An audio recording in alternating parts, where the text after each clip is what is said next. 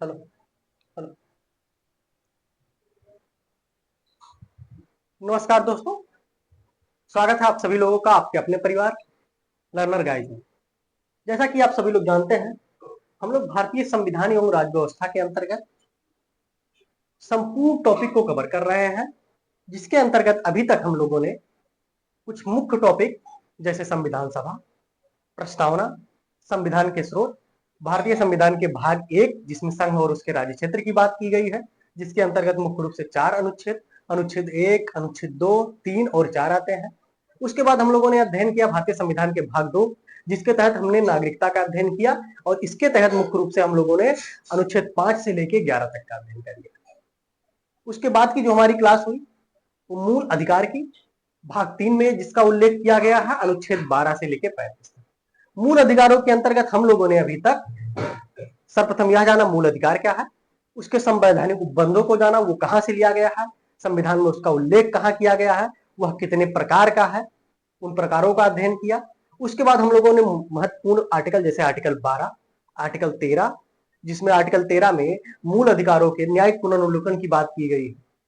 Article 12 राज्य की परिभाषा, फिर आर्टिकल 14 से 18 तक समानता का अधिकार, इतना टॉपिक को हम लोगों ने अभी तक कवर कर लिया है। आज हमारा मूल अधिकार के अंतर्गत हमारी ये सेकंड क्लास होगी, जिसमें हम लोग आर्टिकल 19 से लेकर आर्टिकल 35 तक का एकदम डिटेल में अध्ययन करने वाले हैं।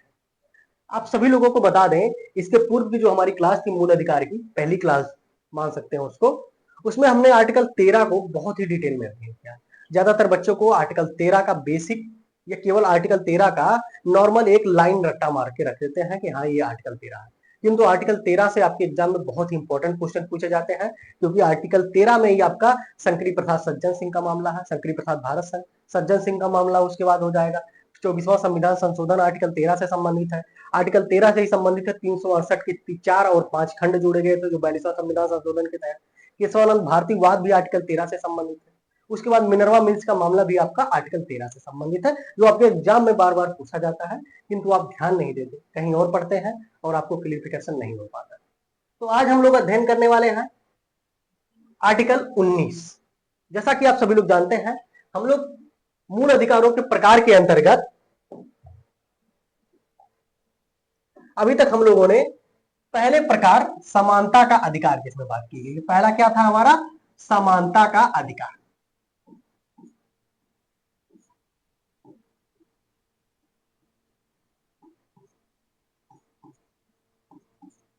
समानता का अधिकार था, जिसके तहत हम लोगों ने आर्टिकल 14 से लेके 18 तक का संपूर्ण डिटेल में अध्ययन किया। एक एक आर्टिकल का। आर्टिकल 15 बहुत ही इंपॉर्टेंट है। आर्टिकल 15 में 1, आर्टिकल 15(2), 15(3), 15(4), 15(5), 15(6), ऐसे ही आर्टिकल 16 में 6 तक है। उन सारे आर्टिकलों को हम लोगों ने डिटेल में अध्ययन किया।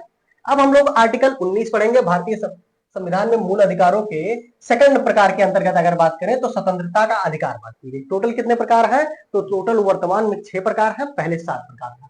तो दूसरे प्रकार के अंतर्गत स्वतंत्रता के अधिकार के अंतर्गत हम लोग मुख्य रूप से 4 आर्टिकल 19 से लेकर 22 तक का अध्ययन करने वाले। 19, 20, 21 और 22। बात करें आर्टिकल 19। आर्टिकल 19 में बात की गई है अभिव्यक्ति व अन्य स्वतंत्रताएं प्रदान की गई है।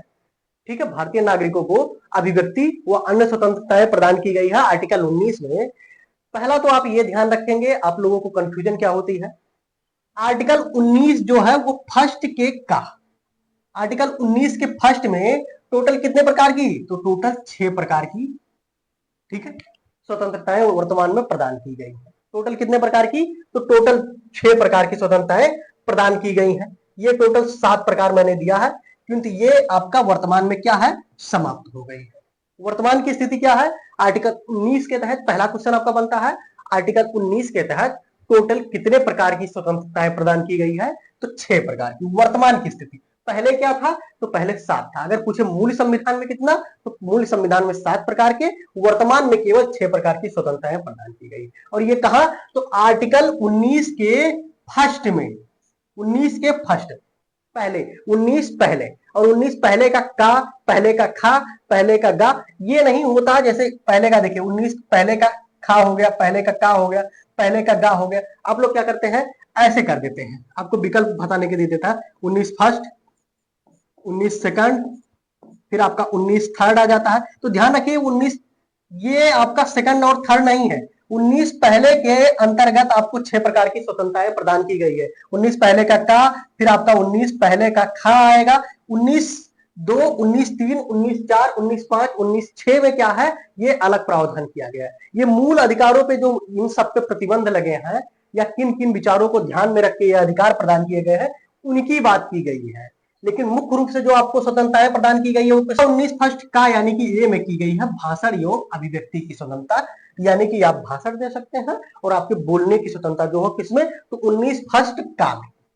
दूसरी अगर बात करें 19 फर्स्ट खा में, तो सम्मेलन करने का अधिकार प्रदान किया गया आपको। ठीक है, आप बोलेंगे या भाषण देंगे तो कहां, तो किसी सम्मेलन में भाषण देंगे। भाषण दिए, अब आपको लोगों की याद करने का देखिए ट्रिक भी ये आपका हो जाएगा। एक क्रम से अगर याद करेंगे, पहला क्या आपने क्या, भाषण या अभिव्यक्ति यानी कि कहीं भरे मंच पे आपने भाषण दिया, भाषण दिया तो उसके बाद वो कहां हो जाएगा, सम्मेलन का अधिकार। जब भाषण दिए तो आप किसी जाहिर सी बात किसी सम्मेलन में भाषण दिए होंगे। अब भाषण दिए, लोगों को पसंद आया तो एक संघ या सहकारी समिति बना सकते हैं, कुछ लोग आपसे जुड़ेंगे तो उससे एक संघ का निर्माण कर सकते हैं। अब मान के चलिए निर्माण कर लिए, निर्माण कर लिए तो उसके बाद क्या करेंगे, आप घूमने के लिए बात करें तो 19 फर्स्ट घा में बात की गई है संचरण, यानी कि कहीं भी घूमने या आने जाने का अधिकार प्रदान किया गया, किसमें, तो 19 फर्स्ट घा में यानी कि डी में। ठीक है, ये एबीसीडी भी लिखा जा सकता है, तो डी में प्रदान किया गया। 19 फर्स्ट अंगा में बात की गई है निवास, कहीं आप घूमने गए तो वहां आप क्या कर सकते हैं, रहने का अधिकार, कहीं भी आप घूमने गए तो वहां आप रह सकते हैं, उस तरह हो गया निवास का अधिकार उसके आगे क्रम में। अब मान के चलिए कहीं आप गए रहने, वहां आपने क्या किया, निवास करने का आपका अधिकार हो गया, तो उसके बाद क्या करेंगे, संपत्ति का अधिकार प्रदान किया गया है। वर्तमान में ध्यान रखेंगे संपत्ति का अधिकार जो है वो आपको क्या कर दिया गया है, तो समाप्त कर दिया गया है। और इसे वर्तमान में अगर हम बात करें तो इसे 300 के का में, 300 के का में जो भाग 12, आर्टिकल 300 के का भाग 12 में संपत्ति का अधिकार जो है वो वर्तमान में किस स्थिति में है, तो वर्तमान में कानूनी व विधिक अधिकार के रूप में है, ये मूल अधिकार के रूप में नहीं है।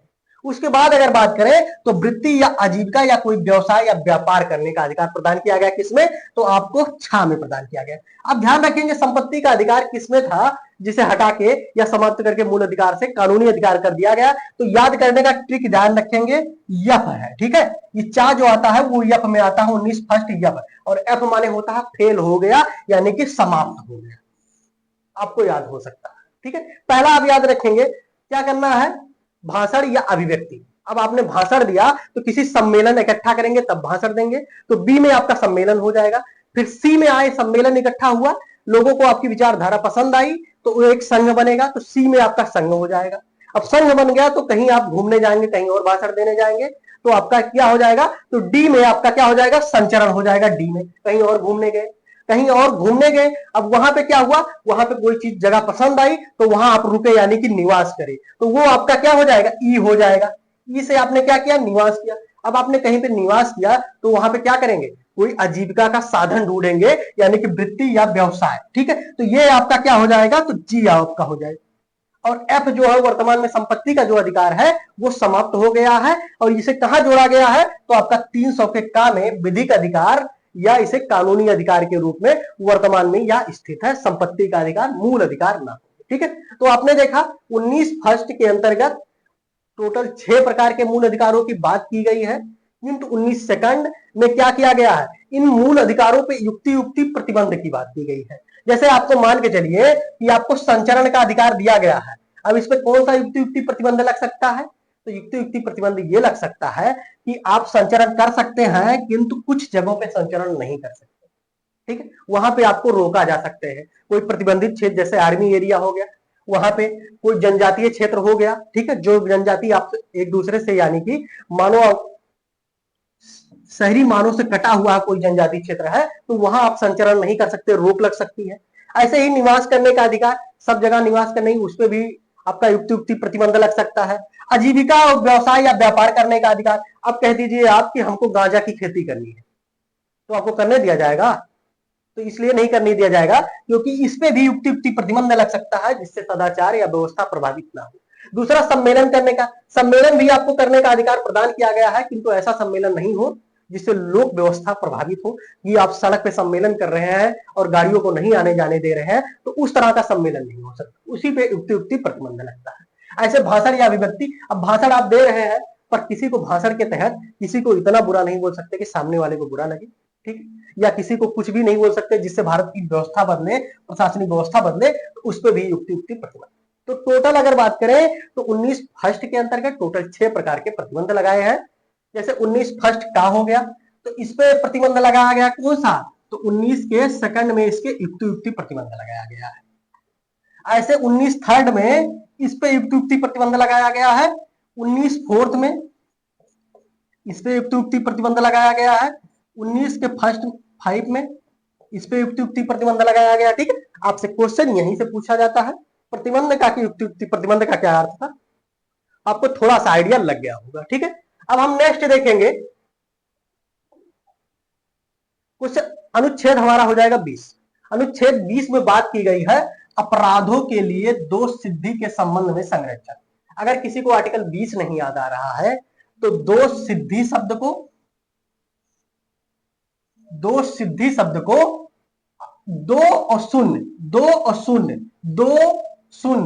शून्य इससे आपको क्या होगा, ध्यान हो जाएगा। 2 शून्य से 20 होता है और 2 शुद्धि, दोनों लगभग मिलता जुलता शब्द हो जाता है बोलने के उच्चारण की दृष्टि से। तो अनुच्छेद 20 में बात की गई है अपराधों के लिए दोष सिद्धि के संबंध में संरक्षण आपको प्रदान किया गया है और टोटल इसके तहत 3, कौन सा, कोई भूत लक्षी दांडिक विधियों से संरक्षण प्रदान किया गया है कि आपने जब कोई अपराध किया है तो उस टाइम आपको उसी कानून के तहत या उसी विधि के तहत आपको सजा या कार्रवाई होगी जो उस टाइम पे प्रभावी हो यानी कि लागू हो। कोई पूर्व के कानून के तहत आप पे कोई कार्रवाई नहीं हो सकती। पहला इसका हो जाएगा। दोहरे दंड से संरक्षण की प्रदान की गई है कि आपने कोई, मान के चलिए कोई भी आपने किसी चीज का उल्लंघन किया, किसी नियम कानून का उल्लंघन किया, तो उसके लिए आपको कितना, एक कोई दंड कार्रवाई एक बार की जा सकती है, दोबारा नहीं की जा सकती कि एक ही गलती के लिए आपको कई बार कार्रवाई की जाए, वो नहीं होता है। एक गलती के लिए आपको एक बार कोई कार्रवाई हो। दूसरी अगर हम बात करें अपने ही विरुद्ध गवाही देने से संरक्षण, ध्यान रखेंगे आपको अपने ही विरुद्ध गवाही देने से क्या करता है, यह संरक्षण प्रदान करता है, अर्थात आपको अपने विरुद्ध गवाही देने के लिए बाध्य नहीं किया जा सकता, जिसके तहत क्या आर्टिकल 20 हो जाएगा। आर्टिकल 20 में इन्हीं 3 तथ्यों से क्वेश्चन पूछा जाता है। ध्यान रखेंगे अपराधों के लिए दोष सिद्धि के संबंध में संरक्षण, अगर छोटा एग्जाम है तो इतने से काम हो जाएगा। बाकी पीसीएस का एग्जाम है, किसी स्टेट पीसीएस का है, अन्य कोई एग्जाम की अगर बात करें तो इसको भी आप ध्यान रखिएगा। तीनों, भूत लक्षी दांडिक विधि से संरक्षण, दोहरे दंड से संरक्षण, अपने ही विरुद्ध गवाही देने से संरक्षण की बात किसमें की गई है, तो आर्टिकल 20 में की गई है। नेक्स्ट हम देखेंगे अनुच्छेद 21, मोस्ट इंपॉर्टेंट अनुच्छेद। अनुच्छेद 21 में बात की गई है प्राण एवं दैहिक स्वतंत्रता का संरक्षण। प्राण एवं दैहिक स्वतंत्रता का संरक्षण, अब इसमें कुछ वाद है और सबसे मोस्ट इंपॉर्टेंट बात करें तो विधि द्वारा स्थापित प्रक्रिया से ही वंचित किया जा सकता है। ठीक है, आपको प्राण एवं दैहिक, इसमें बात करें सर्वप्रथम आया ए गोपालन बनाम मद्रास राज्य का मामला 1950 में, जिसमें बात की गई कि केवल जीवित रहने का अधिकार शामिल है। आर्टिकल 21 में किसका अधिकार शामिल है, तो केवल जीवित रहने की। इसमें आपको अपनी मृत्यु या इच्छा मृत्यु या आत्महत्या करने का अधिकार शामिल नहीं है। किसमें, तो ए गोपालन बनाम मद्रास राज्य 1950 के मामले में। उसके बाद आपका आता है मेनका गांधी बनाम भारत संघ का मामला 1978 में, और इसको थोड़ा सा क्या किया गया, आर्टिकल 21 को बहुत ही विस्तार पूर्वक इसका उल्लेख किया गया। इसको क्या किया गया, कहा गया जीने के अधिकार में सिर्फ जीने का अधिकार शामिल नहीं है। किस प्रकार जीने का अधिकार शामिल है, पहला काम गरिमापूर्ण जीवन जीने का अधिकार आपका अधिकार है। दूसरा गोपनीयता का अधिकार आर्टिकल 21 में शामिल किया गया। रोजी रोटी का अधिकार हो जाएगा, स्वच्छ पर्यावरण का अधिकार और निजता का अधिकार, यह सारे अधिकार आपके आर्टिकल 21 में शामिल है। अर्थात जीवन जीने के अधिकार के तहत आपको गरिमापूर्ण जीवन जीने का अधिकार भी आपको शामिल है। केवल जीने का अधिकार, जीवन जीने का अधिकार शामिल नहीं है। और ऐसा कब, तो मेनका गांधी बनाम भारत संघ 1978 के मामले में आया। मोस्ट इंपॉर्टेंट हो जाएगा मेनका गांधी के 1978 में। इसमें क्या हुआ, तो आर्टिकल 19 को एक विस्तृत व्याख्या प्रदान की गई कि जीने के अधिकार में सिर्फ आपको कैसा, तो सिर्फ आपको जीने का अधिकार नहीं, आपको गरिमापूर्ण जीवन जीने का अधिकार है। दूसरा आपकी गोपनीयता या निजता का अधिकार है। स्वच्छ पर्यावरण का अधिकार है आपका, ठीक है। तो ये बात की गई मेनका गांधी ने। उसके बाद आर्टिकल 21 के तहत कुछ और वाद आते हैं, कौन सा, तो पी रति नाम बनाम भारत संघ 1994 का मामला। और इसमें क्या कहा गया कि आपको जीवन जीने के अधिकार में आपको आत्महत्या करने का अधिकार भी शामिल है, ठीक है। आपकी जिंदगी है, आप उसे क्या कर सकते हैं, समाप्त कर सकते हैं। ऐसा मामला किसमें आया, तो पी रतिनाथ बनाम भारत संघ 1994 के केस में आया। उसके बाद दोबारा आता है ज्ञान कौर बनाम पंजाब राज 1996। मोस्ट इंपॉर्टेंट, ज्ञान शब्द है तो कुछ विस्तृत बात की गई होगी ज्ञान से संबंधित, ठीक है। तो इसमें क्या बात की गई, इसमें कहा गया कि आत्महत्या के अधिकार को मूल अधिकार नहीं माना गया, जो कब में माना गया, तो पी रतिनाम बनाम 94 भारत संघ के वाद में माना गया कि आपके जीवन के अधिकार के तहत आपको आत्महत्या करने का अधिकार भी शामिल है। किंतु उसमें क्या किया गया, ज्ञान कौर बनाम पंजाब राज 1996 के मामले में बात की गई कि जीवन जीने के अधिकार के तहत आपको आत्महत्या का अधिकार आप में शामिल नहीं है। अर्थात इसमें किस पे जोर दिया गया, तो जीवन जीने पे जोर दिया गया।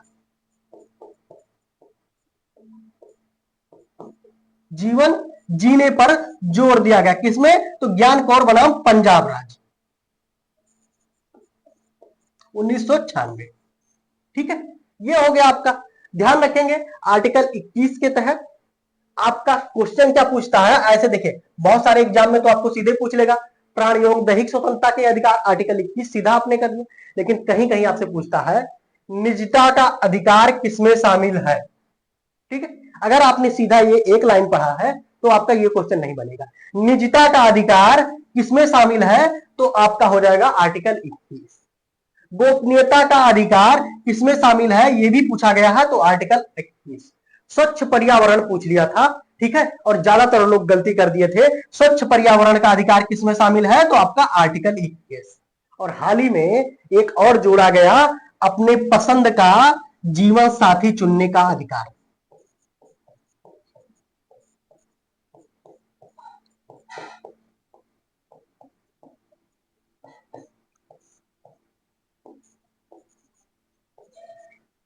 अपनी पसंद का जीवन साथी चुनने का अधिकार भी किसमें शामिल है, तो ये भी आपका आर्टिकल 21 में शामिल है, ठीक है। तो ये आपका हो गया आर्टिकल 21 और उसमें कौन कौन से अधिकार शामिल है और उससे कौन कौन से संबंधित वाद आए और उसका क्या परिणाम, उसमें कौन कौन सा निर्णय लिया गया, सारे तथ्य आपके आर्टिकल 21 के कंप्लीट हो, ठीक है।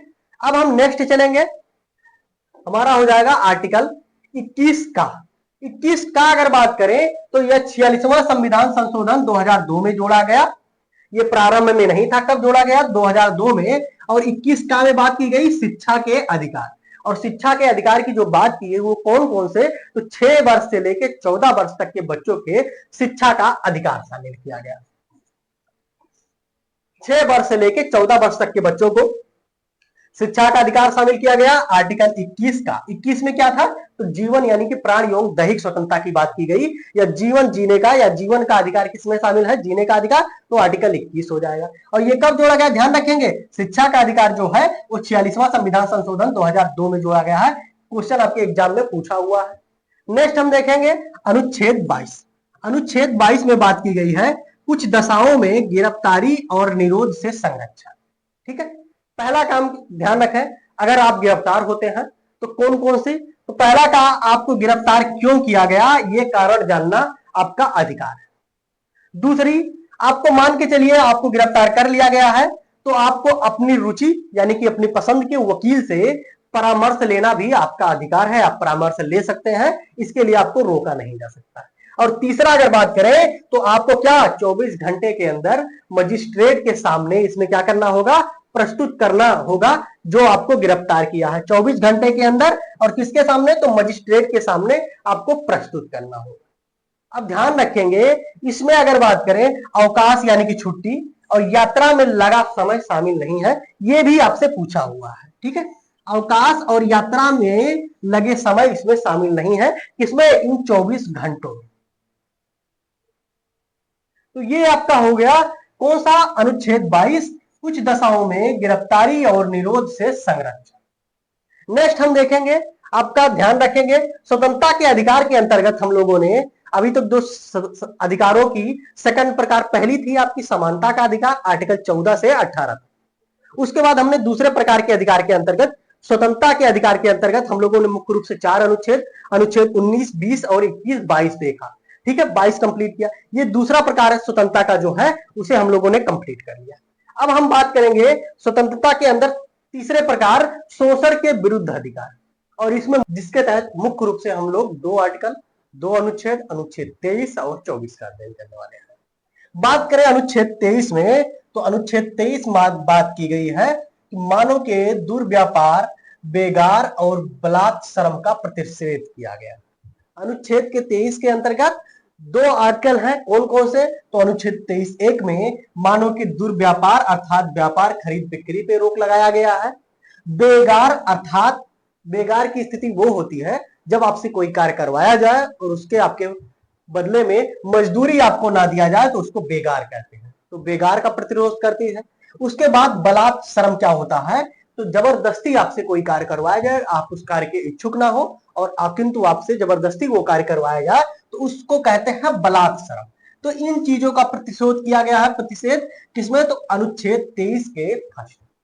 किंतु 23 की अगर बात करें, क्लास 2 में बात की गई है कि राज्य को किसी सार्वजनिक कार्य के लिए अगर अपने नागरिकों की जरूरत पड़ती है, तो राज्य क्या करती है? तो राज्य अनिवार्य सेवा अधिरोपित करने की मनाही नहीं कर सकती, यानी कि राज्य क्या कर सकती है? आपको सेवा के लिए बुला सकती है और आपको क्या करना पड़ेगा? आपको जाना पड़ेगा। ये किसमें है? तो 23 क्लास 2 में। 23 क्लास फर्स्ट में क्या था? मानव के दुर्व्यापार, बेगार और बलात् श्रम का प्रतिशोध है। दुर्व्यापार का मतलब होता है कि जैसे वेश्यावृत्ति के लिए खरीद बिक्री की जाए, ठीक है, या छोटे 14 वर्ष से कम बच्चे हैं उनको किसी रोजगार में या भीख मांगने के लिए खरीद बिक्री की जाए, तो उसका प्रतिशोध यानी कि मना करती है। बेगार अर्थात बिना वेतन या बिना आपके उसके बदले में बिना कोई रकम दिए आपसे कार्य करवाई जाए, तो उसको बेगार कहेंगे। और बलात् श्रम यानी कि आपका कोई कार्य करने की इच्छा नहीं है, उसके बावजूद आपसे वो कार्य करवाया जाता है, तो उसको क्या कहते हैं? तो उसको बलात् श्रम कहते हैं। ठीक है, तो आर्टिकल आपने देखा 23। उसके बाद हम लोग देखेंगे आर्टिकल 24। आर्टिकल 24 में बात की गई कारखानों आदि में बालकों के नियोजन पर प्रतिबंध लगाया गया है, अर्थात अगर 14 वर्ष से कोई कम का बच्चा है, 14 वर्ष से कम आयु के बालक जो है, उनको कारखानों में किसी कार्य के लिए नहीं लगाया जा सकता है। किसमें? अनुच्छेद 24 के तहत। ध्यान रखेंगे, ये जो दुर्व्यापार है, अनुच्छेद 23 के फर्स्ट में दुर्व्यापार है, इसमें ध्यान रखेंगे अगर किसी पॉजिटिव वे के लिए व्यापार पॉसिबल है, जैसे आप कहेंगे, एक एग्जांपल आता है, आईपीएल में खिलाड़ियों की खरीद बिक्री होती है, तो उसमें कहीं ना कहीं मानव की खरीद बिक्री हुई, किंतु वो कैसे हुई? तो ध्यान रखेंगे वो दुर्व्यापार को लेके, यानी कि निगेटिव वे में नहीं हुई है, वो एक प्लेयर के रूप में पॉजिटिव वे में हुई है। ऐसे ही कारखानों आदमी 14 वर्ष से कम बच्चे के क्या करता है? आपको नियोजन का प्रतिबंध यानी कि मनाही करता है, किंतु सीरियल में 14 वर्ष से कम बच्चे कार्य करते हैं, उसको भी पॉजिटिव वे में उतना छूट दिया गया है। नेक्स्ट हम देखेंगे, आपका ने देखा तीसरे प्रकार की प्रकार कौन सा? स्वतंत्र शोषण के विरुद्ध अधिकार। नेक्स्ट हम देखेंगे चौथा प्रकार। भारतीय संविधान के मूल अधिकारों में चौथे प्रकार के मूल अधिकार जो है वो कौन से हैं? तो धार्मिक स्वतंत्रता का अधिकार, जिसके तहत मुख्य रूप से 4 अनुच्छेद, अनुच्छेद 25 से लेके 28 तक में प्रावधान किया गया है। ध्यान रखें, अगर अनुच्छेद 25 में, तो इसे किसी धर्म के अंतःकरण यानी कि स्वयं में आंतरिक रूप से मानने, अंतःकरण की स्वतंत्रता, धर्म के आबाद रूप से मानने, ठीक है, आप और मान सकते हैं, आचरण करने से किसी धर्म को आप अंतःकरण मान सकते हैं, उस धर्म के अनुसार आप आचरण कर सकते हैं, जैसे किसी धर्म का नियम होता है कि हाँ सुबह उठ के पूजा करना, तो आप पूजा कर सकते हैं। और प्रचार करने, आप अपने धर्म का प्रचार करने की क्या करती है? स्वतंत्रता प्रदान करती है। कौन सा? तो अनुच्छेद 25। इसी अनुच्छेद 25 के तहत आपको सिखों के कृपाण धारण करने का अधिकार है, यानी सिखों को अपने धर्म के अनुसार आचरण यानी कि कृपाण धारण करने का अधिकार किससे? तो अनुच्छेद 25 में प्रदान किया गया है। अनुच्छेद 26 की अगर बात करें, तो धार्मिक कार्यों के प्रबंधन का अधिकार। मान के चलिए, इसमें आपको क्या? धार्मिक कार्यों को अबाध रूप से अंतःकरण, आचरण करने, ठीक है, और उसका प्रचार करने का प्रदान किया गया अधिकार। और इसमें क्या है? तो धार्मिक कार्यों के प्रबंधन का, आप किसी धर्म विशेष से हैं और उस धर्म विशेष से संबंधित कोई भी अगर कार्य हो रहा है, तो उसके प्रबंधन यानी कि मैनेजमेंट का कार्य आपको मिले, ये आपको अधिकार प्रदान किया गया है। लेकिन इससे क्या नहीं? तो ध्यान रखिएगा 3 चीजें, लोक व्यवस्था, स्वास्थ्य और सदाचार प्रभावित नहीं होनी चाहिए। ठीक है, जैसे आपको मान के चलिए, भारत सरकार द्वारा क्या दुर्गा पूजा पंडाल को एक बार ले लेते हैं, और मुस्लिम धर्म के अजान, जैसे शुक्रवार को होता है जुमा या शुक्रवार के दिन अजान होता है, तो इसमें लोक व्यवस्था प्रभावित ना हो, यानी कि सड़कों पे अजान ना हो, तो उसका आपका विरोध कर सकती है।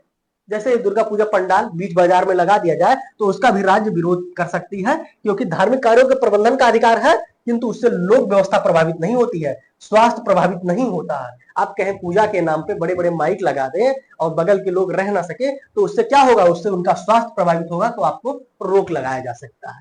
तीसरा, अगर हम बात करें अनुच्छेद 27, किसी विशिष्ट धर्म के अभिवृद्धि के लिए कर। ध्यान रखेंगे, किसी विशिष्ट धर्म के अभिवृद्धि के लिए करों से रोक यानी कि प्रतिषेध की बात की गई है अनुच्छेद 27 में। धार्मिक करों के बात की गई है, प्रतिषेध यानी कि रोक की बात की गई। किंतु कोई स्थानीय निकाय अगर है, वह कोई धार्मिक कर लेना चाहती है, तो उसके रोक की बात नहीं की है। स्थानीय निकाय अर्थात मान के चलिए वहां के कुछ स्थानीय लोगों द्वारा दुर्गा पंडाल लगाया जाए और लोगों से चंदे के रूप में इकट्ठा किया जाए, तो उसको रोक नहीं लगाती है, ठीक है, किंतु धार्मिक कर की अभिवृद्धि के लिए रोक लगाती है। अनुच्छेद 28 देखेंगे हम। अनुच्छेद 28 में बात की गई है शिक्षा संस्थानों में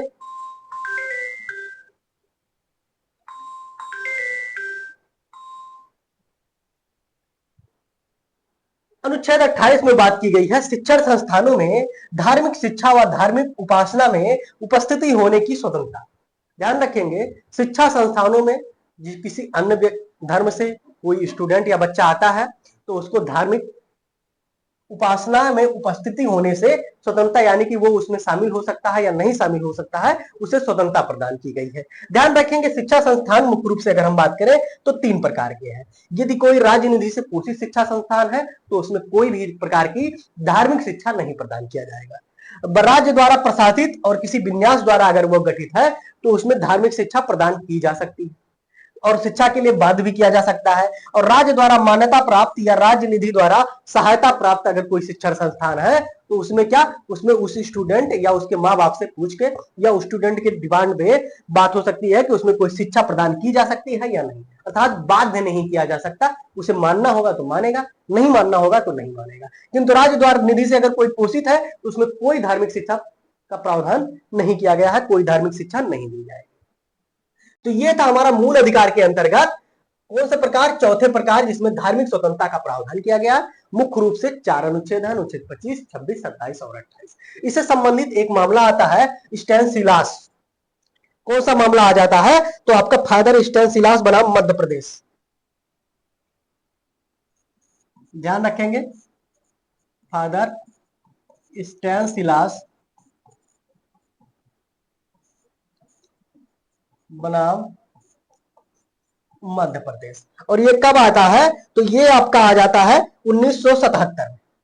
ध्यान रखेंगे, आप इसको ध्यान रखिएगा, ये इंपॉर्टेंट है आपके लिए। इंपॉर्टेंट क्यों है, फादर स्टैनिस्लास बनाम एमपी यानी कि मध्य प्रदेश राज्य 1977 में एक मामला आता है, जिसमें कहा गया है कि धर्म के यानी कि अंतःकरण की स्वतंत्रता, धर्म के अबाध रूप से मानने, आचरण करने और प्रचार करने की स्वतंत्रता में कौन सा स्वतंत्रता शामिल नहीं है, तो धर्म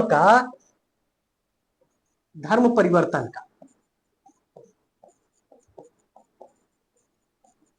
आप किसी से धर्म परिवर्तन नहीं करवा सकते, धर्म का प्रचार कर सकते हैं, किंतु धर्म परिवर्तन करने का अधिकार इसमें शामिल नहीं है। और ये मामला कब आया, तो फादर स्टैनिस्लास बनाम मध्य प्रदेश राज्य 1977 में। मोस्ट इंपॉर्टेंट है, 2-3 बार एग्जाम में पूछा हुआ है, ठीक है। बाकी इससे ज्यादा आपके इस टॉपिक से एग्जाम में क्वेश्चन नहीं पूछ सकता। नेक्स्ट हम देखेंगे 5वें प्रकार के अधिकार। 5वें प्रकार के अधिकारों की अगर बात करें, मूल अधिकारों की, तो वो कौन सी हो जाएगी, तो संस्कृति व शिक्षा संबंधी अधिकार, जिसके अंतर्गत मुख्य रूप से 2 अनुच्छेद है, अनुच्छेद 29 और 23। अनुच्छेद 29 की अगर बात करें तो अल्पसंख्यक वर्गों के हितों के संरक्षण की बात की गई है। और इसी अनुच्छेद की मुख्य विशेषता क्या है, एक अनेकता में एकता के सिद्धांत का, ठीक है। ये क्या करती है, अनेकता में एकता के सिद्धांत का विचार प्रकट करती है। कौन सा अनुच्छेद, अनुच्छेद 29, अल्पसंख्यक वर्गों से। ध्यान रखेंगे, ये दोनों अनुच्छेद जो है वो किससे संबंधित है, अल्पसंख्यक वर्गों से। पहला तो आपसे इस तरह क्वेश्चन पूछा जाता है कि भारतीय संविधान का कौन सा अनुच्छेद या कौन सा मूल अधिकार अल्पसंख्यक वर्ग से संबंधित है, तो अनुच्छेद 29 और 30। दूसरा पूछता है भारतीय संविधान के किस अनुच्छेद के तहत अल्पसंख्यक वर्ग को शिक्षा संस्थान स्थापित करने और प्रशासन या अल्पसंख्यक वर्ग का अधिकार दिया गया है, तो अनुच्छेद 30 में। अनुच्छेद 30 के तहत अल्पसंख्यक वर्ग को अपनी रुचि के अनुसार शिक्षण संस्थान स्थापित करने का अधिकार प्रदान किया गया है। उसके प्रशासन का अधिकार और उसके अल्पसंख्यक वर्गों को अधिकार प्रदान किया गया है। नेक्स्ट हम देखेंगे अनुच्छेद 31। ये आपका ध्यान रखेंगे 5वें प्रकार के मूल अधिकारों के अंतर्गत मुख्य रूप से दो आर्टिकल अनुच्छेद 29 और 30 था। अनुच्छेद 31 जो है ये मूल अधिकारों के 5वें प्रकार में नहीं है, ना तो 6वें में है। वर्तमान में क्या है, वर्तमान में इसे डिलीट कर दिया गया है। क्यों? तो ये अनुच्छेद जो 31 था ये संपत्ति का अनिवार्य अर्जन यानी कि संपत्ति के अधिकार से संबंधित था, जिसे वर्तमान में क्या कर दिया गया, 44वें संविधान संशोधन 1978 के द्वारा संपत्ति के मूल अधिकार को क्या कर दिया गया है, समाप्त कर दिया गया। ये मूल अधिकार ना होके कौन सा अधिकार हो गए, तो कानूनी व विधिक अधिकार हो गए। ध्यान रखेंगे ये शब्द पूछ लेता है, कानूनी व विधिक अधिकार हो गए। आपसे दोनों विकल्प में दे देगा और बोलेगा विकल्प में, तो उसमें आप चूज कीजिएगा इसमें से एक से अधिक, अगर दोनों विकल्प में है। या तो कानूनी देगा तो कानूनी, कभी कभी कानूनी ना देके विधिक दे देता है आपको फंसाने के लिए, तो विधिक चूज कीजिएगा। दोनों जानते रहिए आप। 44वें संविधान संशोधन 1978 के द्वारा संपत्ति के अधिकार को क्या किया गया, मूल अधिकारों की श्रेणी से हटा के कानूनी व विधिक अधिकार किया गया। और कहां ले जाके रखा गया, तो भारतीय संविधान के भाग 12 में, भारतीय संविधान के 12वें भाग 12 में, और अनुच्छेद आपसे अगर पूछे तो 300 के काम दोनों पूछा गया क्वेश्चन है। ये भी पूछा गया है, ये भी पूछा गया है, ये भी पूछा गया है, ये भी पूछा गया, एक नहीं 4-4 5-5 बार पूछा गया है। तो मोस्ट इंपॉर्टेंट हो जाएगा। किस संविधान संशोधन के तहत हटाया गया, 44वें संविधान संशोधन 1978 में हटाया गया संपत्ति के मूल अधिकार को। वर्तमान में संपत्ति का मूल अधिकार जो है वो कौन से प्रकार के अधिकार है, तो वर्तमान में मूल अधिकार ना होकर कानूनी व विधिक अधिकार है। कहां पे उसका उल्लेख है, तो भारतीय संविधान के भाग 12 में, और अनुच्छेद की अगर बात करें तो अनुच्छेद 300 के काम में ऐड किया गया है। ठीक है, तो ये हमारा हो गया 5वें प्रकार के मूल अधिकार, जिसमें संपत्ति यानी कि संस्कृति व शिक्षा संबंधी मूल अधिकारों को हमने देखा। ठीक है, उसके बाद अनुच्छेद 31 देखा। अब हम देखेंगे 6वें प्रकार के मूल अधिकार, अनुच्छेद 32। ध्यान रखेंगे संवैधानिक उपचारों का अधिकार। 6वां प्रकार जो है वो संवैधानिक उपचारों का अधिकार, और इसका प्रावधान किसमें किया गया, एकमात्र अनुच्छेद 32। मोस्ट इंपॉर्टेंट बात यह है कि अनुच्छेद 32 के तहत मूल अधिकारों में पहला तो अगर बात करें तो संवैधानिक अधिकार, और इसे ही अंबेडकर द्वारा, डॉक्टर अंबेडकर द्वारा क्या नाम दिया गया, इसे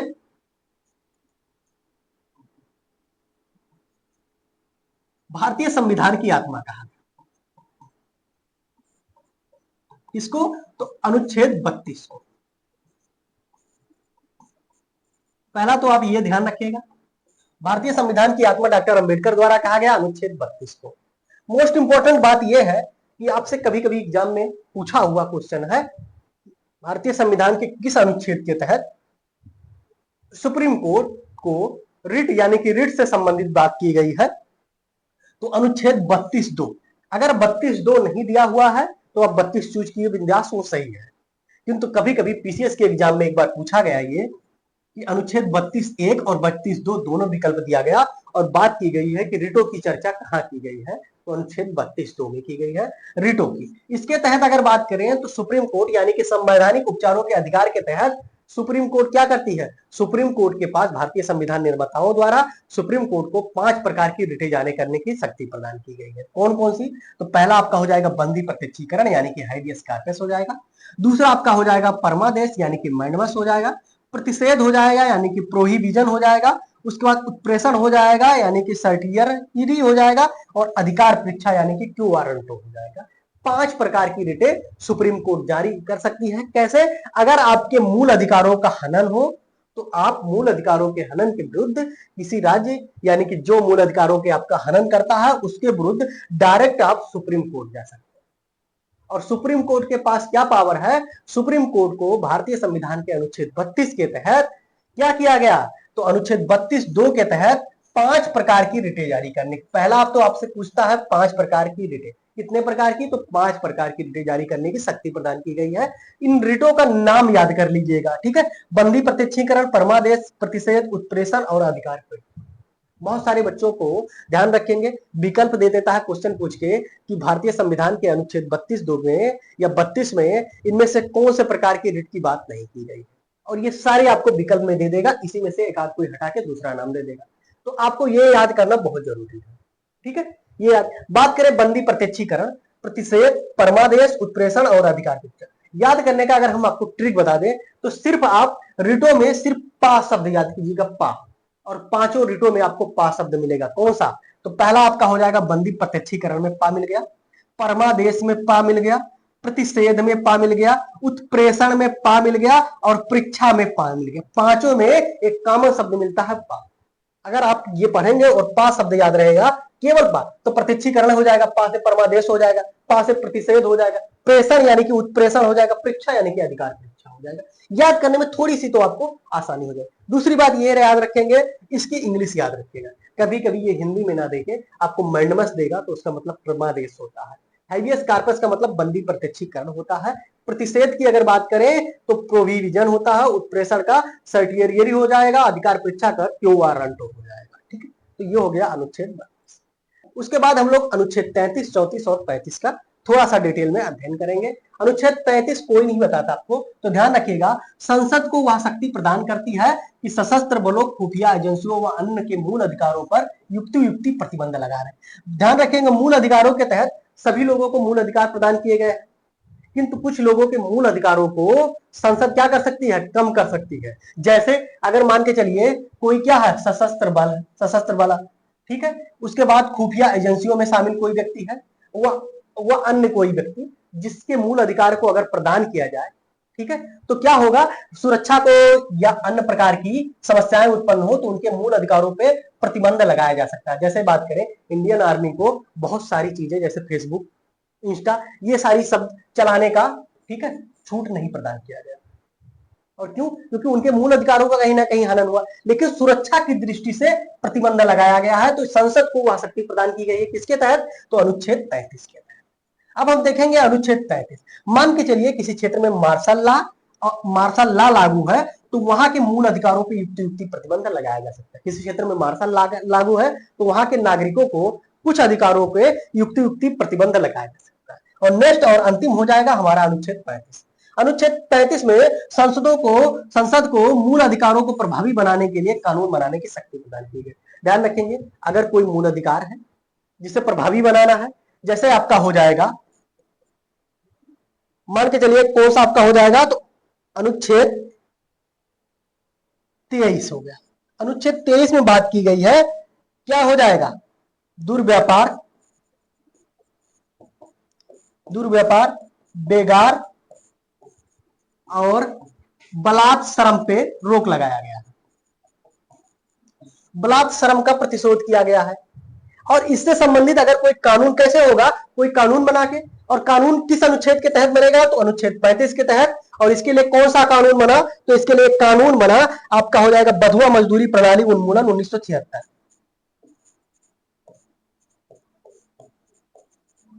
बधुआ मजदूरी उन्मूलन 1976।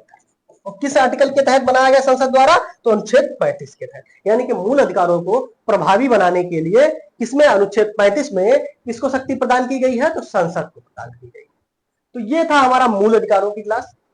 मूल अधिकारों की अगर हम बात करें तो टोटल 7 प्रकार के मूल अधिकार प्रारंभ में थे, किंतु संपत्ति के मूल अधिकार को मूल अधिकार की श्रेणी से हटा के उसे कानूनी व विधिक अधिकार के रूप में रख दिया गया है।